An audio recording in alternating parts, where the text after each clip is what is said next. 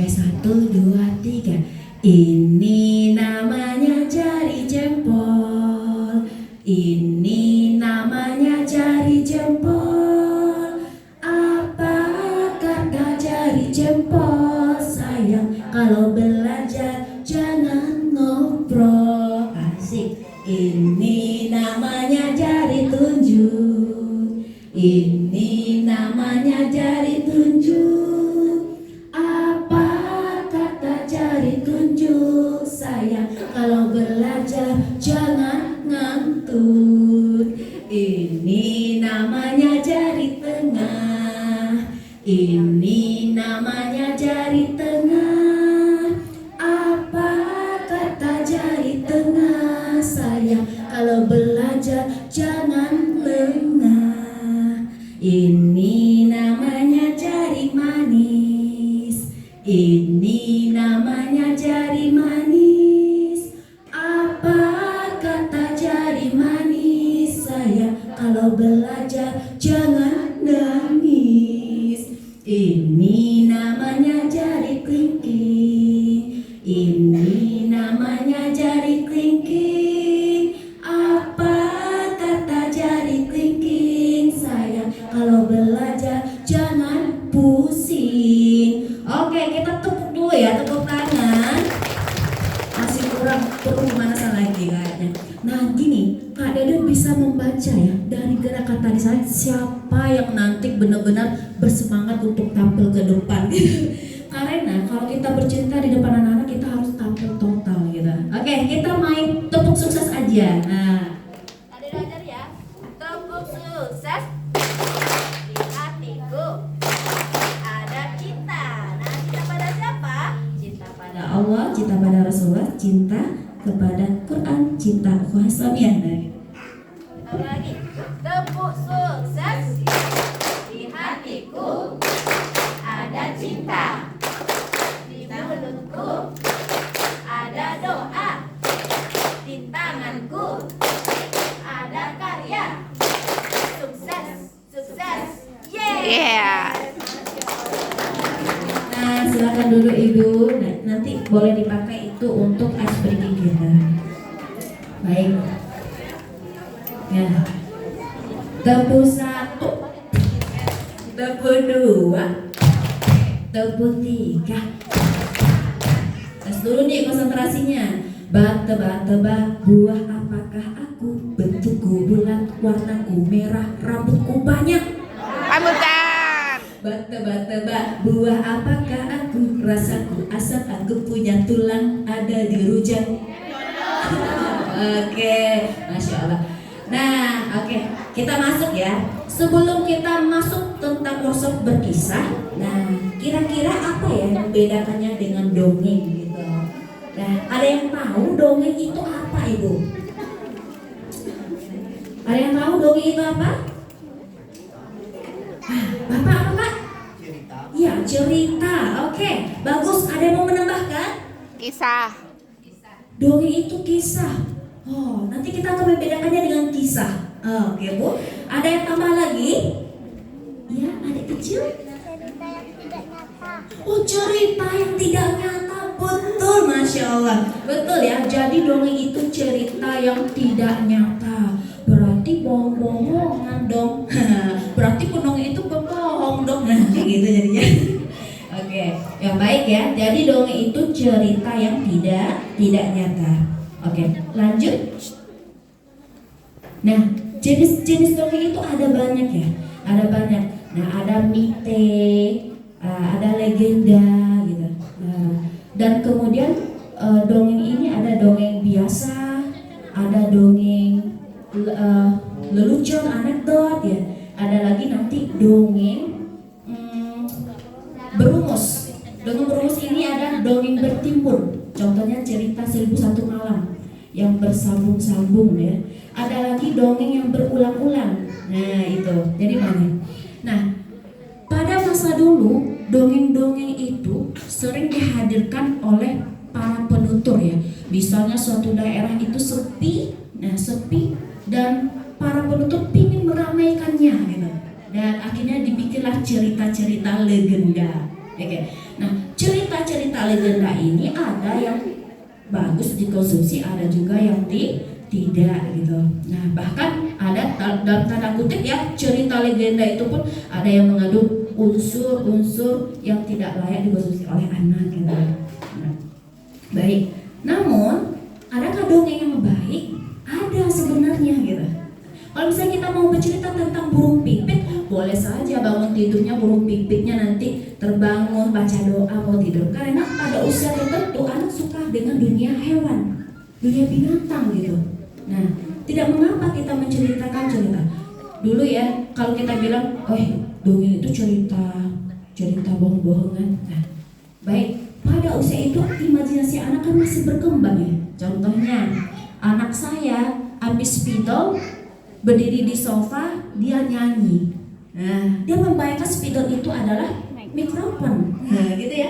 Nah, jadi gitu. Jadi tidak ada salah sebenarnya dengan dongeng. Yang salah itu kita harus cari pilah dongeng apa yang bagus untuk anak-anak kita. Baik, lanjut. Nah, kalau kisah itu apa? Ada yang tahu? Cerita yang pakai dalil. Cerita yang pakai dalil. Boleh? Ada yang mau menambahkan? Cerita nyata. Oke. Ada yang mau menambahkan lagi? Cerita yang bisa dipertanggungjawabkan. Oke ya. Contohnya kisah para nabi dan sahabat, kisah para pahlawan. Nah, itu bisa kisah hidup kita. Nah, itu kisah. Baik, lanjut.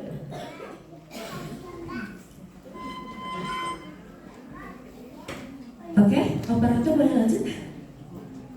Nah ini, kalau kisah terdapat dalam surat Hud ayat 120, dan semua kisah Rasul-Rasul kami ceritakan kepadamu Muhammad, agar dengan kisah itu kami teguhkan hatimu, dan di dalamnya telah diberikan kepadamu segala kebenaran, nasihat dan peringatan bagi orang yang beriman.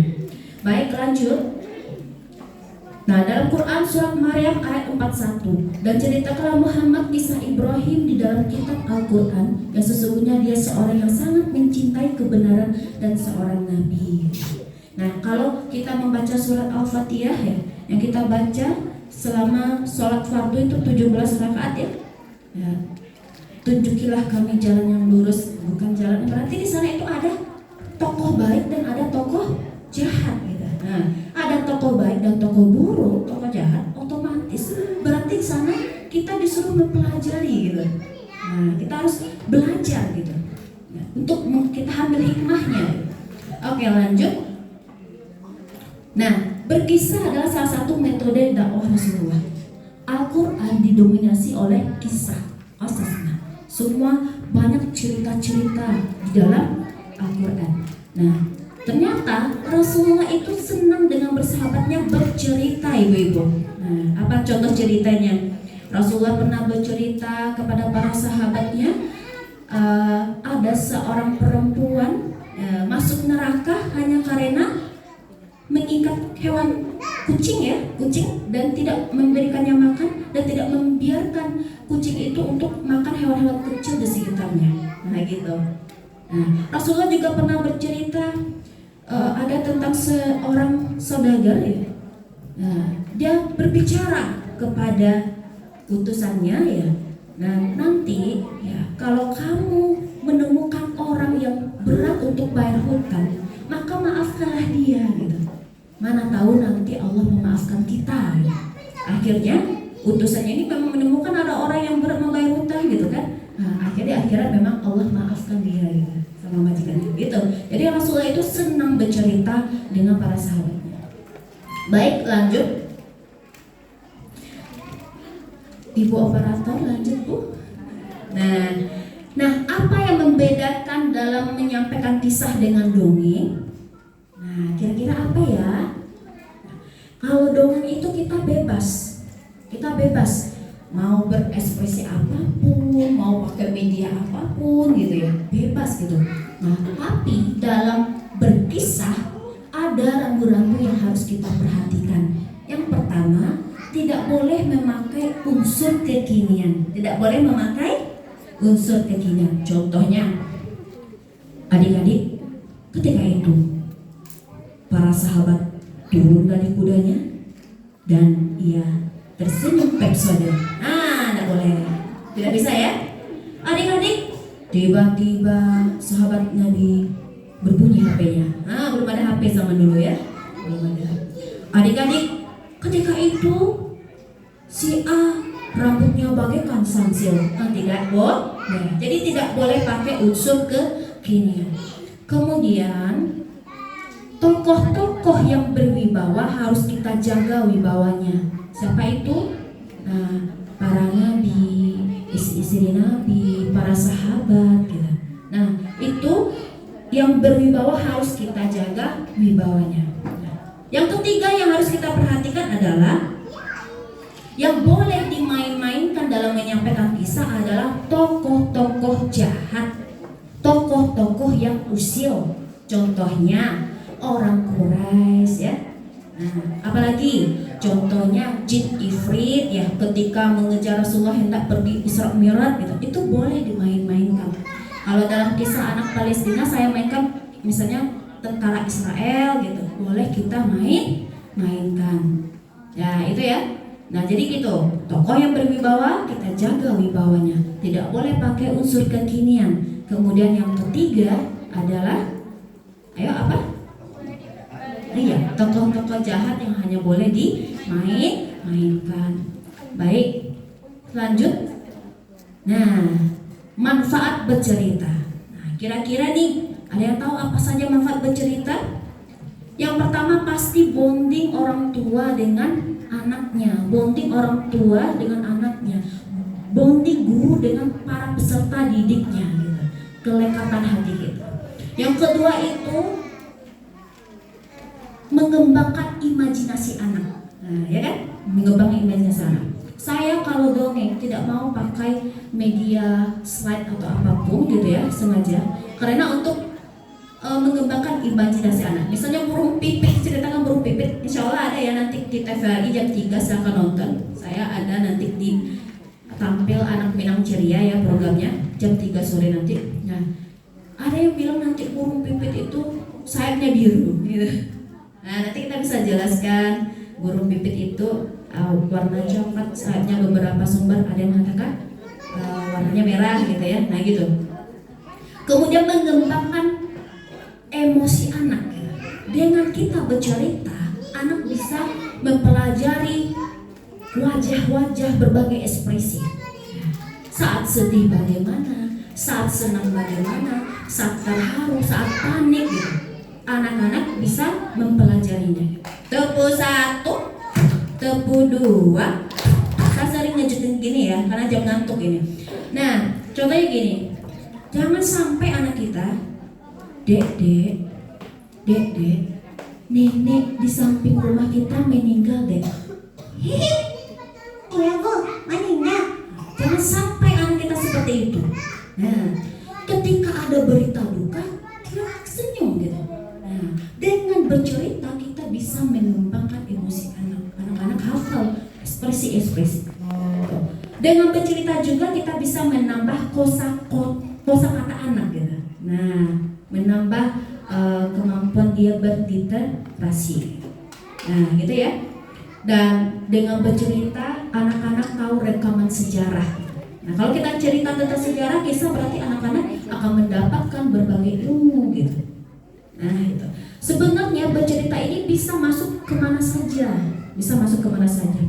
Untuk belajar bisa, untuk menanamkan budi pekerti bisa, menanamkan nilai-nilai karakter itu yang paling penting.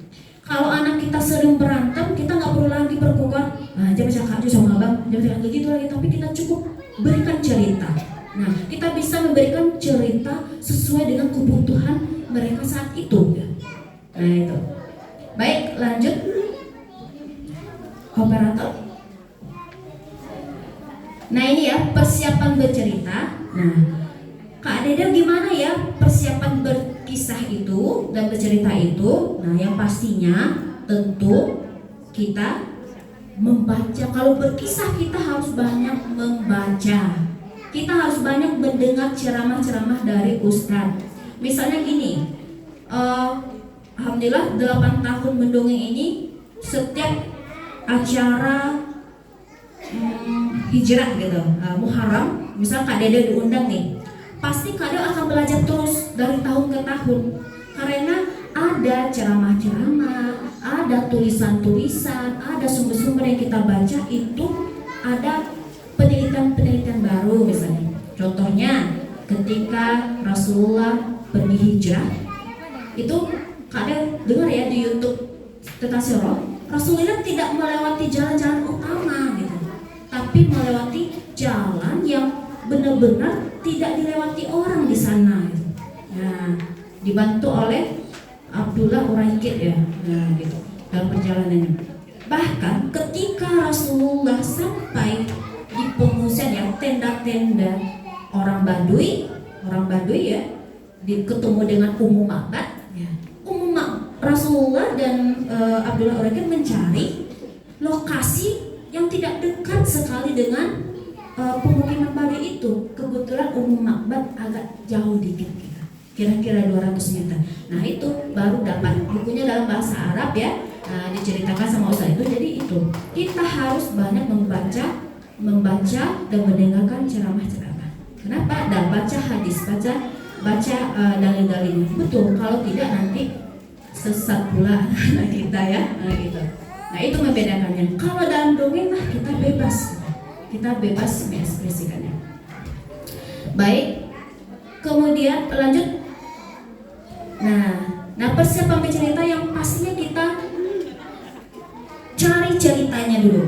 Nah kira-kira ini kita mau cerita apa buat anak kita, mau kisah apa gitu.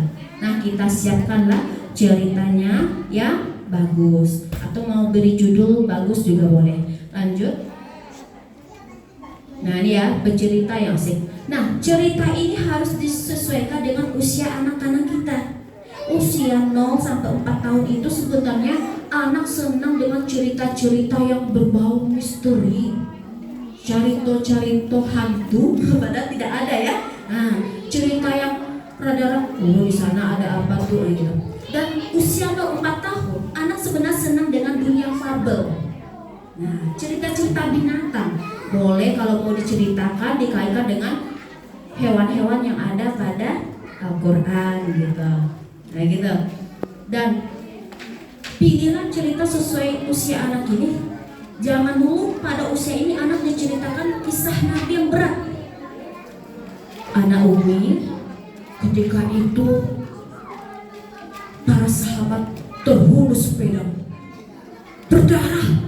Tidak boleh pakai kata berdarah. Nah, kalau kami di dunia dongeng, berdarah itu diganti ya, bahasanya cairan berwarna merah kalau memang perlu dikeluarkan. Dan itu tidak untuk usia anak 0 sampai 4 tahun. Tiba-tiba gigi para sahabat rontok berdarah. Nah, nggak boleh. Itu ada unsur kekerasan. Jadi ceritanya apa kalau kita mau berkisah untuk anak 0 sampai 4 tahun? Rasulullah punya hewan kesayangan. Rasulullah sayang dengan pengemis. Nah gitu. Yang konfliknya yang damai aja. Yang buat anak itu cinta pada Rasulullah ya itu.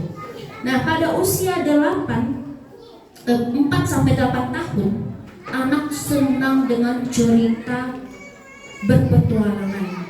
Nah dia suka yang seperti itu. Nah heroik, tokoh heroik, nah dia suka. Silakan ceritakan kisah para sahabat dan cerita para nabi. Pada usia 8 sampai 12 tahun anak senang dengan cerita luar angkasa, masa depan, cita-cita.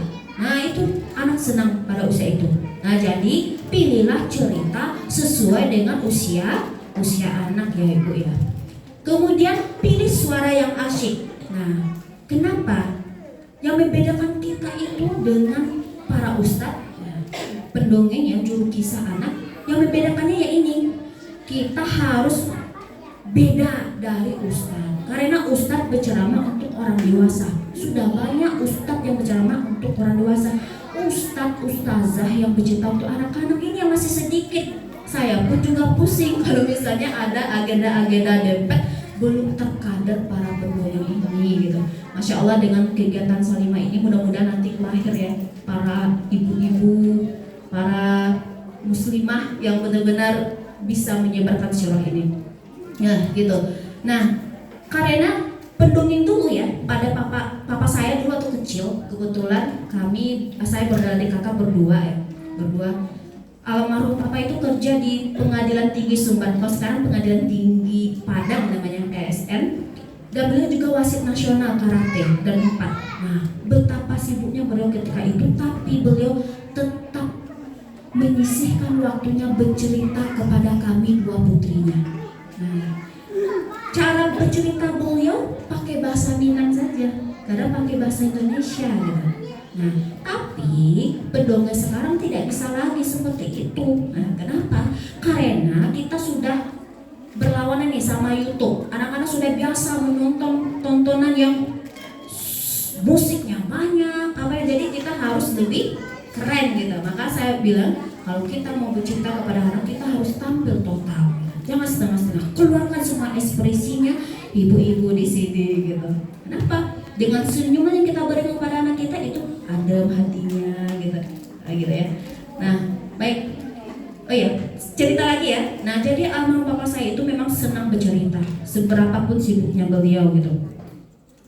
Jadi suatu kali, dan beliau kalau menyuruh anaknya untuk menghafal ayat kursi, tidak langsung dihafal ya ayat kursi itu, tidak seperti kalau zaman dulu kan belum banyak yang rumah-rumah tahfiz ini gitu. Kalau sekarang masya Allah anak-anak sekarang kecil-kecil udah 30 juz gitu.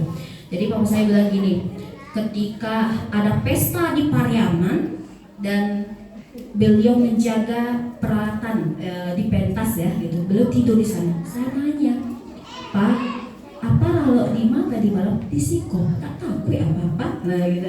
Dan beliau cerita. Nah, apa cerita beliau? Dulu itu ada seorang saudagar yang kelelahan dan membawa barang dagangan, dan beliau istirahat di sebuah pohon. Dan sebelum tidur, beliau baca ayat kursi. Nah, baca ayat kursi. Kemudian ternyata itu sarang penyamun. Datang para penyamun itu dan bersiap-siap hendak mengambil hartanya si saudagar tadi. Nah, tapi tidak bisa. Setiap mau mengambil, ya kayak apa ya? Terpelanting lah gitu ya. Bahasa Minangnya apa? Tapalantiang gitu. Nah, besok paginya ditanya gitu. Kenapa, Pak? Kami mau merampas harta Bapak, tapi seperti ada yang membentengi kami. Kenapa? Gitu. Nah, baru cerita karena baca ayat kursi gitu. Nah, kemudian Bapak cerita lagi nih. Beliau cerita ketika apa saja manfaatnya ketika dia membaca ayat kursi. Kampung asal saya sebenarnya Pasaman Barat. Pasaman Barat itu daerahnya bernama Maligi. Ada yang pernah ke Maligi? Enggak ada ya. Gubernur aja baru kemarin ini ke sana, Maligi. Jadi lewat Sampan, kata orang di Sasak habis di sana, tapi tidak ada lagi gitu. Jadi bisa 20 km zaman dulu itu, 20 kilometeran jalan kaki gitu, atau naik kapal gitu ya. Nah, di sana itu ada kehidupan yang luar biasa. Tidak pernah terdengar cerita buaya makan kerbau gitu. Padahal kalau kita lewat sana ya, lewat di sini ya, itu bagaikan kerbau itu kayak menyambut kita gitu. Kalau kita kegiatan kita disambut dengan tali pasaban. Nah, kalau masuk Maligi itu udah banyak kerbau-kerbau seperti di Afrika itu. Tapi tidak pernah makan buaya. Buaya di sana sering makan orang-orang manusia gitu ya. Nah, jadi ada kerbau di sana dilepas saja Ibu, dilepas saja dan tandanya cuma kalung. Kalau dia beranak pinak kalung aja gitu. Jadi ada ibu kerbau ini yang kehilangan anaknya, entah diambil ke apa ya, tebu 1, tebu 2. Nah, diambil, mungkin kehilangan anaknya. Jadi saya masih baik, kata bapak saya, masih baik. Dan itu rombongan yang pergi ya, jalan kaki. Kalau lari semua, otomatis ini jadi kerbaunya akan nanduk gitu kan. Akhirnya disuruh sama papa yang lain lewat jalan dulu. Saya masih digendong sama papa saya. Dalam pikiran papa akan tahu kamu dibuang kayu dulu sementara. Nah, itulah pikiran papa. Tapi papa baca ayat kursi ya. Tiba-tiba kerbau itu melunguh dan pergi saja.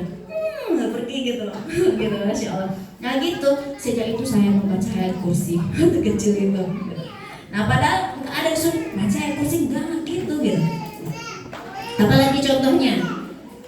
Nah, kalau waktu berbuka puasa itu ya, waktu berbuka puasa jam 6 sudah terhidang semua makanan. Nah, kita yang masih kecil udah mulai tergoda tuh. Nah, mulai drama saya waktu kecil, sakit perut, mau makan, kayak gitu lah, udah merengek-rengek. Nah, bapak saya cerita gitu. Jadi ceritanya tidak hanya saat tidur, bukan dongeng sebelum tidur aja gitu. Bapak saya cerita, di apa ada cerita sekolah? Apa ada cerita? Aduh dong, ikuh guguk ya. Nah, satu warna putih, satu warna hitam. Nah, satu ekor yang putih boleh makan, tapi tidak boleh tidur. Yang hitam boleh tidur, tapi tidak boleh makan. Keesokan harinya mereka mau bertanding, siapakah yang menang? Nah, itulah cerita saya. Kami sebagai anak-anaknya, dua putrinya menjawab, pasti yang menang itu yang guguk yang boleh makan gitu. Nah, ternyata yang menang itu adalah dog yang boleh tidur, yang boleh tidur tapi tidak boleh makan. Nah, kayak gitulah orang berpuasa. Tidak ada orang yang mati karena berpuasa. Justru orang yang berpuasa tidurnya itu ibadah gitu. Nah, hasilnya itu saya tahan lapar saya. Ingat cerita itu. Nah, bohong-bohongan itu cerita papa. Iya, tapi saya menanamkannya. Saya ingat cerita itu gitu. Bermanfaat bagi saya sampai sekarang. Dan cerita itu kembali saya sampaikan ke Babang Nizam ya. Di sini masya Allah ada guru TK-nya anak saya R.A. Walidana, Ibu Erlina. Nah, itu saya ceritakan juga ke anak saya cerita itu. Nah, gitu. Hanya cerita fabel. Memang di usia itu suka fabel gitu. Oke. Baik ya Ibu ya. Ba, suara apakah aku? Nah.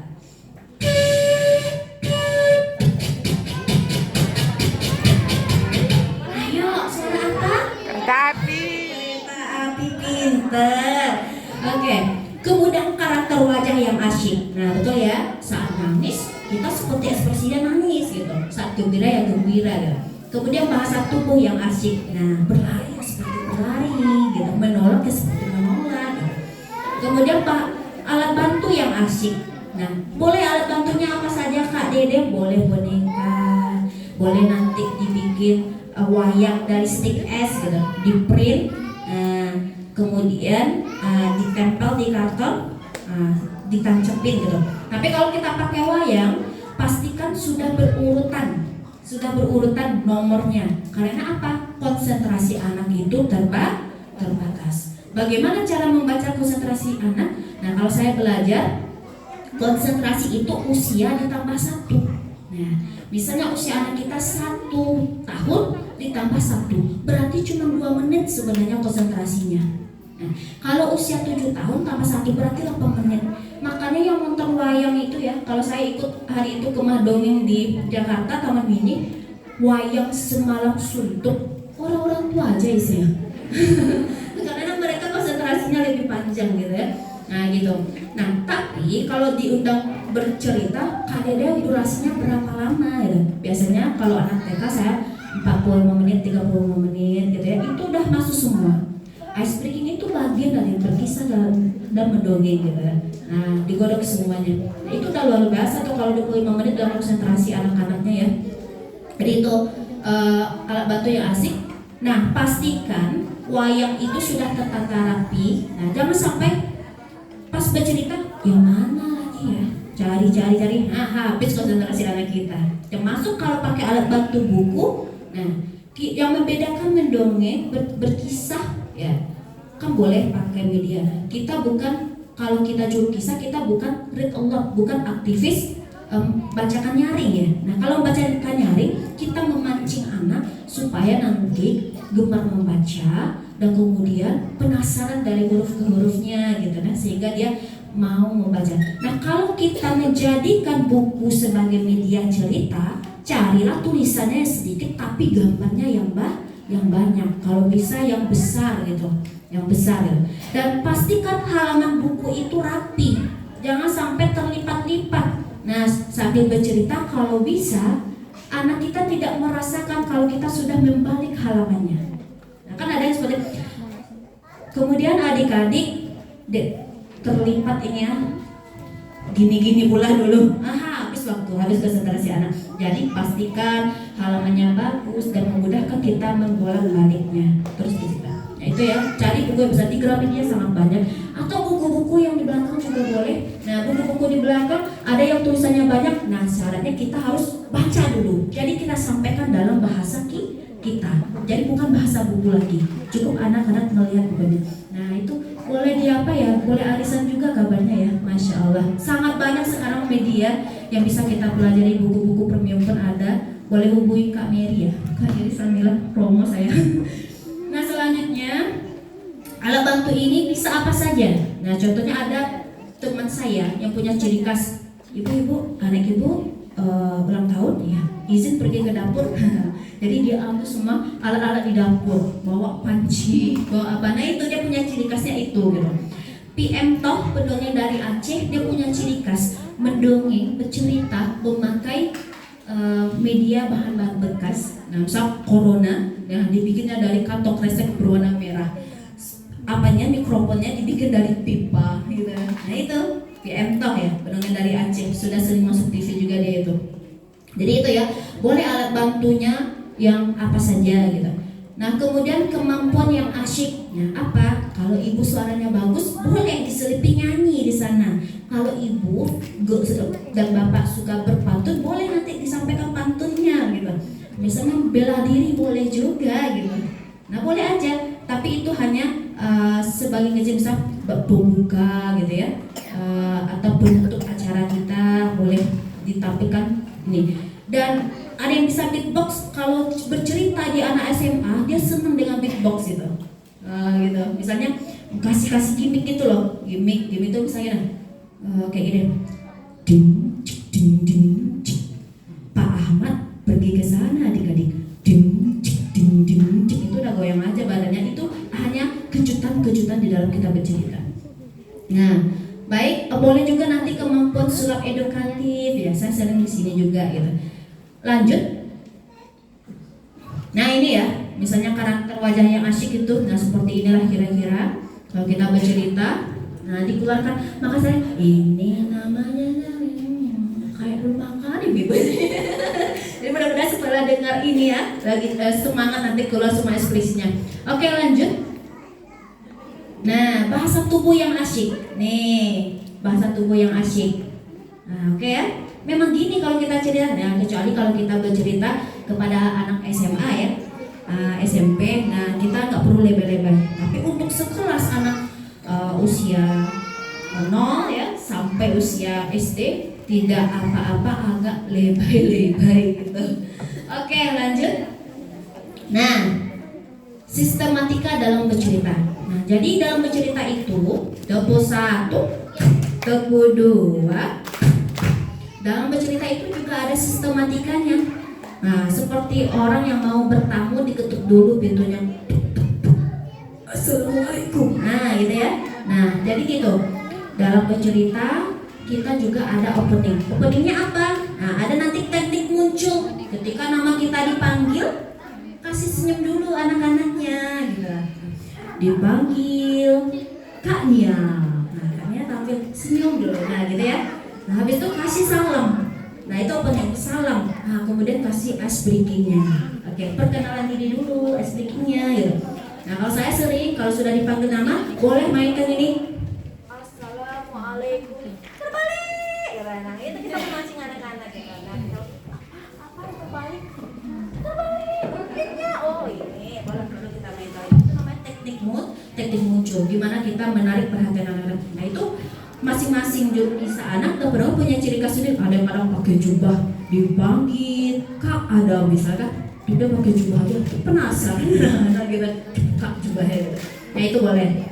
Jadi itu opening, salam, senyum, salam, sapa, dan perkenalkan diri. Nah, contohnya gini ya. Adik-adik, perkenalkan nama kakak Kak Dede. Siapa nama kakak? Hah? Kak Pergedel. Nah, ini udah bikin mereka ketawa gitu. Nama kakak Kak Dede. Siapa nama kakak? Oh iya, nama kakak Kak Dede. Nama pemberian orang tua Dewi Kumala Sutra. Nah, gitu. Nanti boleh kita kasih semangat buat mereka dulu, sapa dulu. Siapa tadi pagi sudah mandi? Nah, bilang Ana ya, bilang saya ya. Oke, tunjuk tangan. Nah, ibu-ibu, saya bayangkan semuanya anak-anak ya, bantu ya. Biar lebih berasa. Oke. Siapa tadi pagi sudah mandi? Saya. Mandinya pakai sabun cuci? Tidak. Ada lucu. Masya Allah. Nah, ada yang tunjuk tangan. Kalau mandinya pakai sabun cuci, nanti dimasukin ke dalam mesin cuci. Habis itu dikasih sabun, dikasih air, terus diputar, kuduk, diporas, dijemur. Mau? Tidak, kita ulang lagi ya. Siapa tadi pagi sudah mandi? Saya. Mandinya pakai sabun wangi? Saya. Siapa mau masuk surga? Ternyata yang mau masuk surga cuma anak-anaknya, yang ibu-ibunya nggak mau masuk surga ya. Ayo lebih kompak ya. Siapa mau masuk sumur? Itu jebakan. Nah, gitu. Itu cara kita memperhatikan apakah masih konsentrasi atau tidak. Jadi gitu. Jadi nanti berarti belum konsentrasi. Udah kasih permainan yang lain. Jangan terlalu lama juga SBQ-nya, 10 menit cukup. Nah, baru nanti kita ajak lagi. Nah, kalau kita sudah bertamu, kita sudah berjumpa dan kita sudah salam, baru kita mengutarakan maksudnya kita. Kita dipersilakan duduk ya oleh si tuan rumah. Nah, di sana kita menyampaikan cerita. Inti cerita itu apa saja? Ya, pendahuluannya, pembukanya, kemudian ada konfliknya di sana. Nah, itu ada konfliknya di sana. Kemudian nanti ada closing. Nah, closing inilah kristalisasi dalam sebuah cerita, penguatan kita di sana gitu.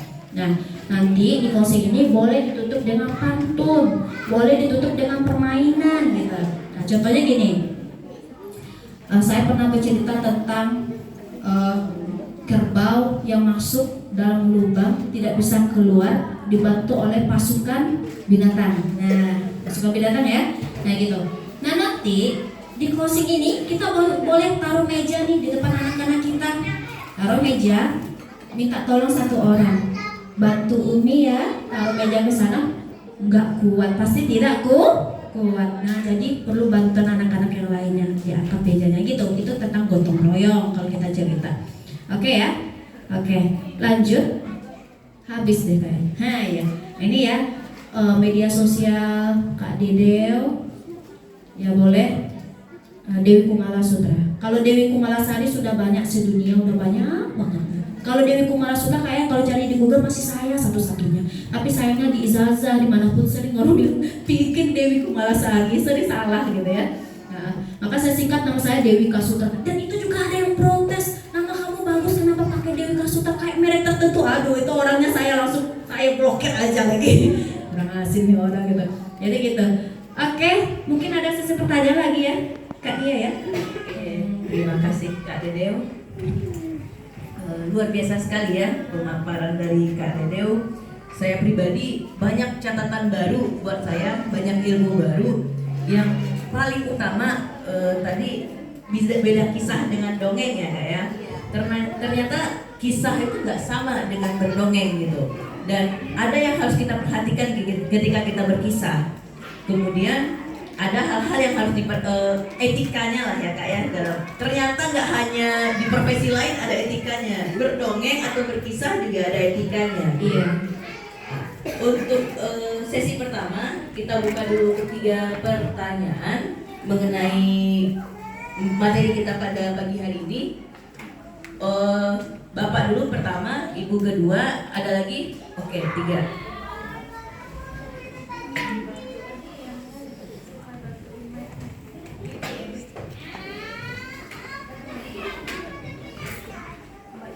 Terima kasih Bu Deden.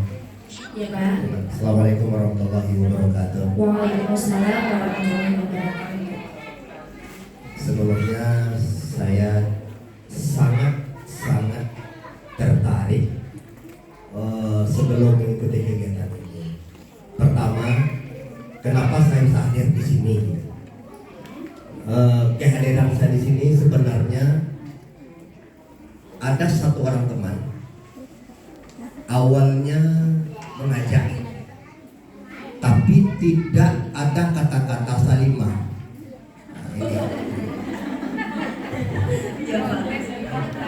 Nanti saya masuk ke dalam jebakan teman ini. Baik, Pak Kebetulan kalau sepanjang saya tengok dari depan ke belakang, dari kiri ke kanan, alhamdulillah yang teman ngajak ini nggak bisa hadir. Awalnya nanya seperti ini, Pak In, ikut workshop yuk. Workshop apaan? Workshop berkisah. Lalu terbayang oleh saya, yang namanya berkisah tentu pakai dalil. Dalilnya pasti qat'i. Pasti apa namanya? Dalilnya cuma dua teman, Al-Quran dan hadis. Menurut saya tidak terbersih tentang dongeng. Tapi setelah mengikuti kegiatan ini, memang alhamdulillah tambah ilmu saya satu. Kita ngajak ini, ikut yuk. Bayarnya berapa? Biasanya kalau kami guru TK, itu pertanyaan inti, Bu. Intinya itu, kalau nggak murah kok, nanti saya yang bayarin dulu, nanti baru nyusul bayar. Oke, boleh. Tanggal berapa? Hari Ahad tanggal 27. Lalu saya mikir, tengok pula jadwal gitu kan. Kalau hari Minggu oke lah. Alhamdulillah di minggu keempat tidak ada kegiatan yang lain. Oke, boleh. Kegiatannya di mana? Di UNP. Jam 7:30. Oke, insyaallah siap. Jadi setelah ditanya, diminta kelengkapan biodata, kok pakai biodata segala? Emangnya apa sih? Ya. Setelah itu langsung daftar, terbuat nomor WA. Beberapa hari kemudian, kok ada grup apaan ini? Ditengok, masya Allah, rupanya para ibu-ibu semua. Maka lakulah saya terjebak dalam kegiatan ini. Tapi alhamdulillah, walaupun ada ibu-ibu, saya salut dengan ibu ketua PD Salimah.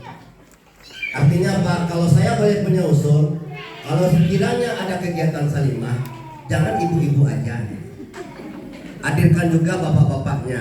Tidak ada yang sulit merayu bapak-bapak.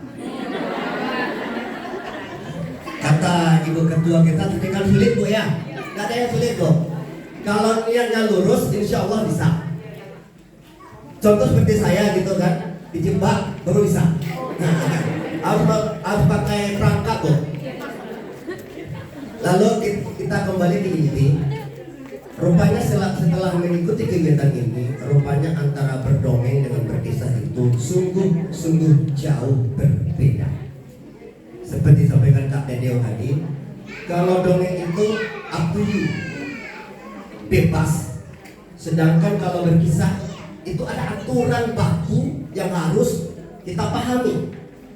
Dan jadi pertanyaan saya, teknik berkisah yang enjoy bagaimana? Itu saja Bu. Terima kasih. Assalamualaikum warahmatullahi wabarakatuh. Ditampung dulu ya Pak ya. Kita lanjut ke Kak di sini yang kedua. Silakan Ibu. Assalamualaikum. Terima kasih atas waktunya. Assalamualaikum warahmatullahi wabarakatuh. Kak Dedel, pertanyaan saya singkat saja. Saya kepala sekolah SD berdua dengan teman saya. Seperti hari ini, kemarin kami juga lomba bercerita di tingkat SD. Saya kira setelah dilatih oleh guru saya, ceritanya bagus, wah, semuanya bertepuk tangan. Pokoknya favorit anak saya. Ternyata anak saya jangankan juara 1, 10 besar pun tidak. Jadi mungkin sebagai kepala sekolah yang terlalu lama kepala sekolah, saya tidak memahami bagaimana teknik bercerita. Kemudian saya hadir ke sini juga bersyukur karena kami di SD hanya 6 orang guru, kadang-kadang gurunya sakit. Kalau 1, 2, 3 gurunya sakit, saya sudah menggigil karena belajar di kelas, mengajar kelas 1 itu kata ibu tadi kalau usianya 6 tahun berarti 7 menit. Jadi saya biasanya mengajar di kelas tinggi. Jadi yang pertanyaan saya, bagaimana teknik bercerita yang nilainya yang bisa juara itu? Terima kasih. Terima kasih Ibu. Terakhir pertanyaan ketiga kepada Ibu yang di mana Kak?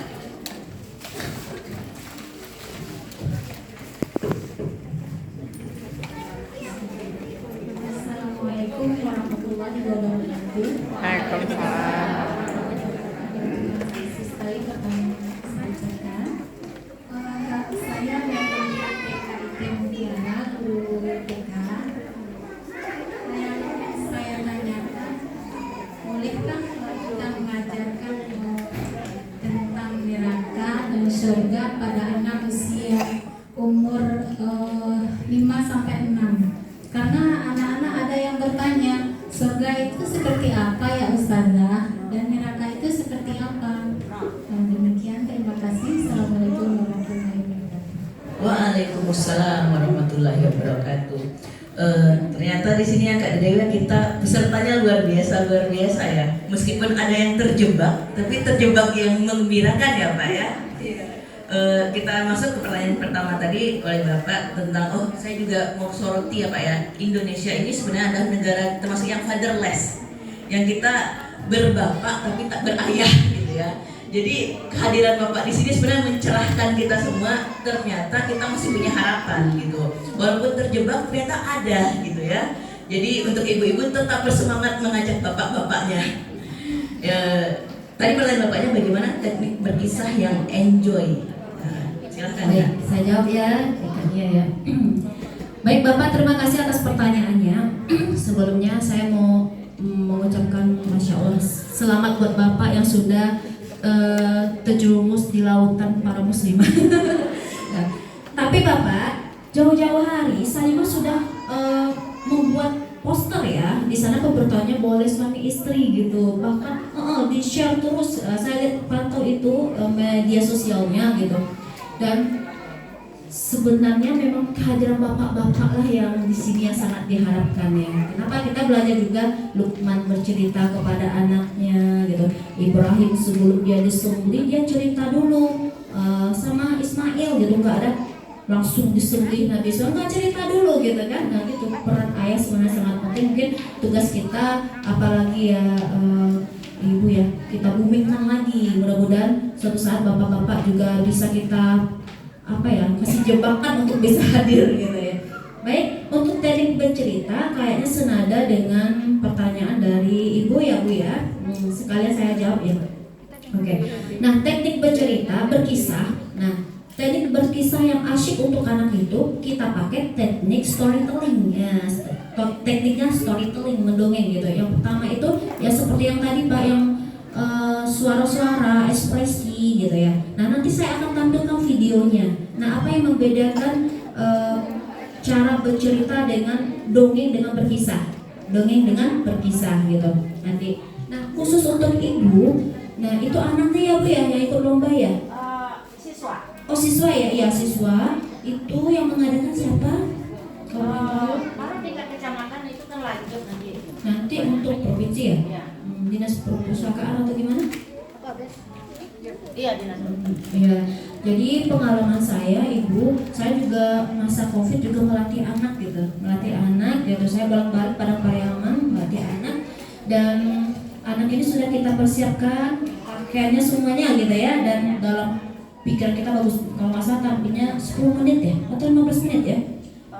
Hanya ya 10 menit dan itu sudah masuk semua kepada yang terhormatnya, penutupnya, pantunnya gitu ya. Nah, jadi gini Ibu, akhirnya dilatih anak saya tidak menang.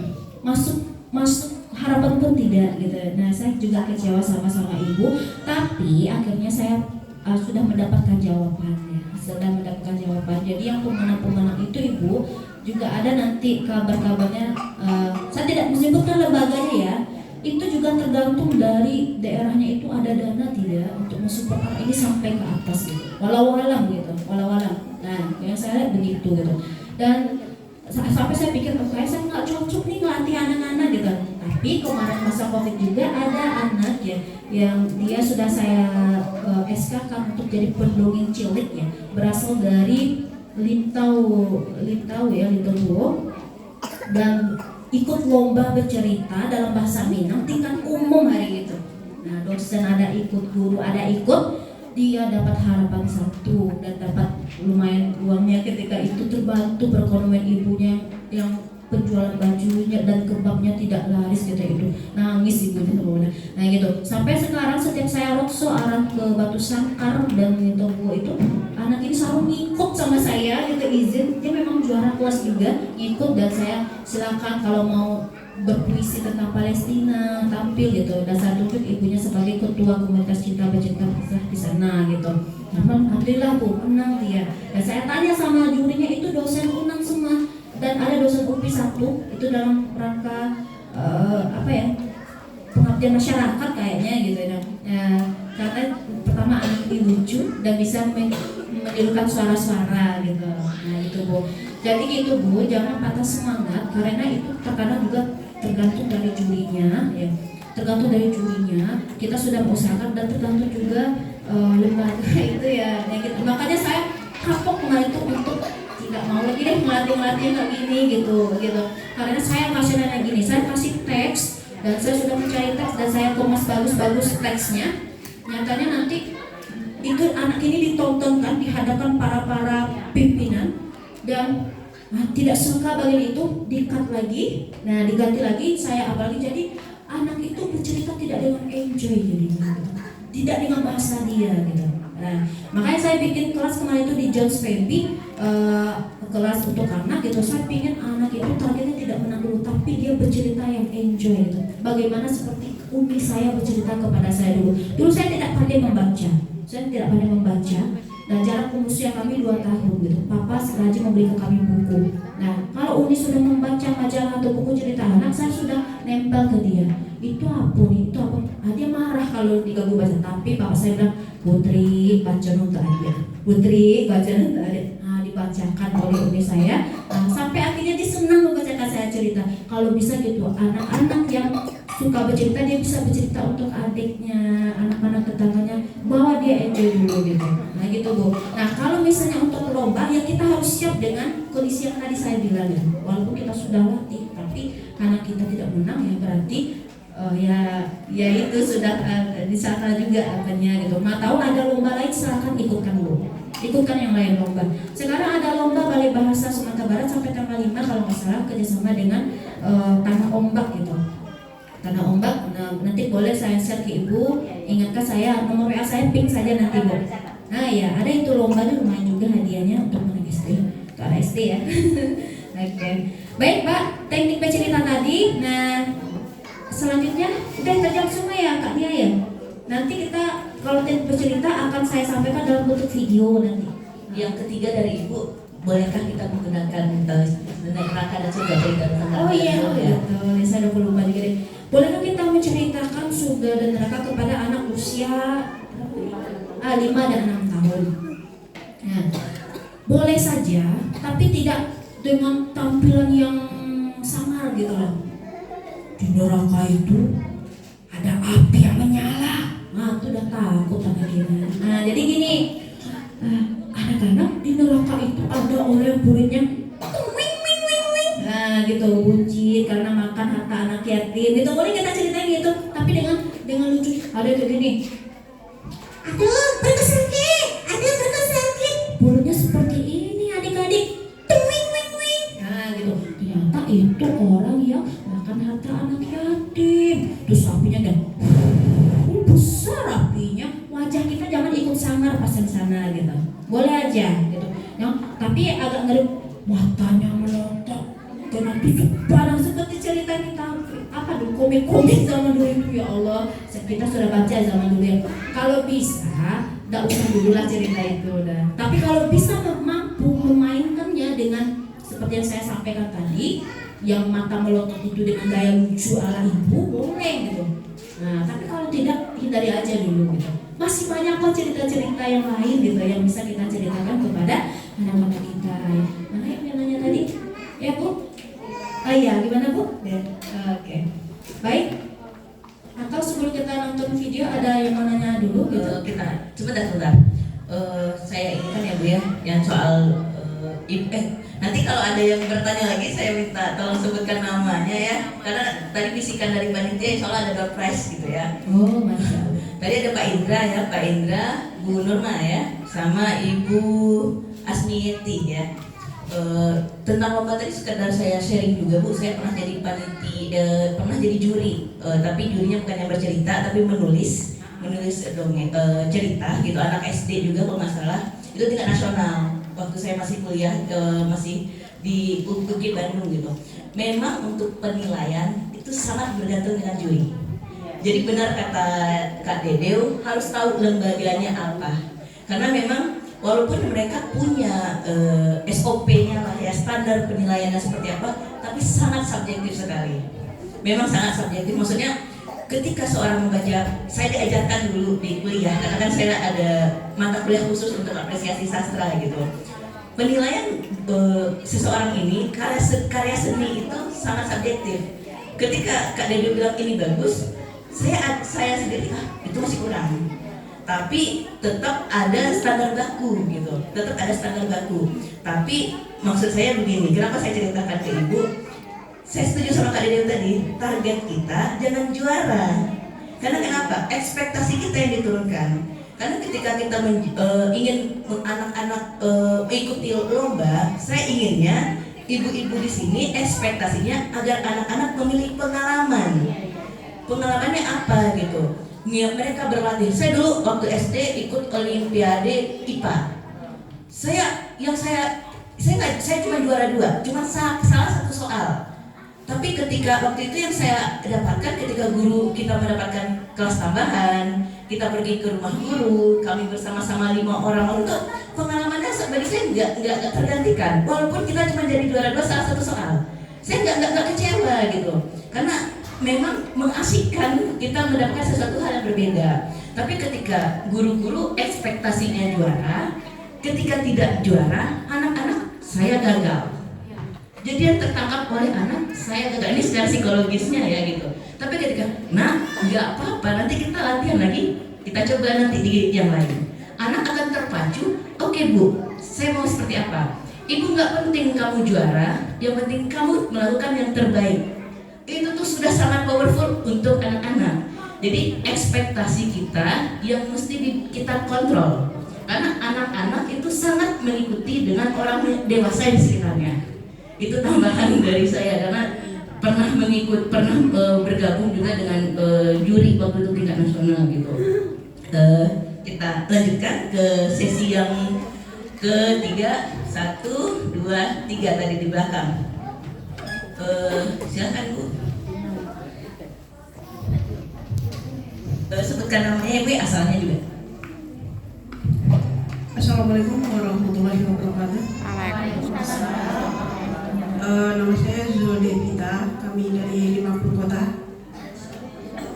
Selama 35 tahun berkecimpung di dunia pendidikan, jadi saya sudah bisa mengevaluasi rasanya generasi sekarang untuk tingkat SD ya Bu ya, karakternya sangat jauh dari harapan.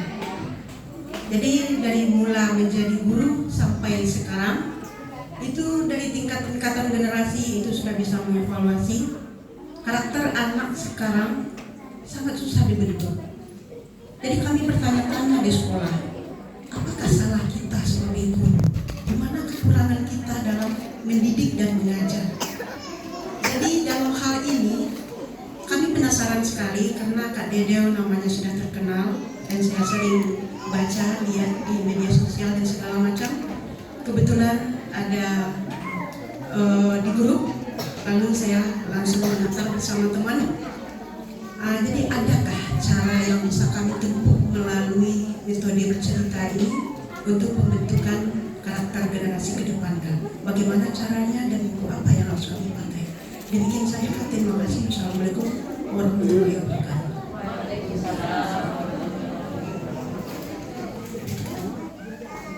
Ibu, 50 kota di mana Bu? Oh, halaman. Oh situ aja. Saya Talago, dagang-dagang. Tadi yang dua siapa? Kakak ya yang tadi. Ya, ini. Bismillahirrahmanirrahim. Assalamualaikum warahmatullahi wabarakatuh.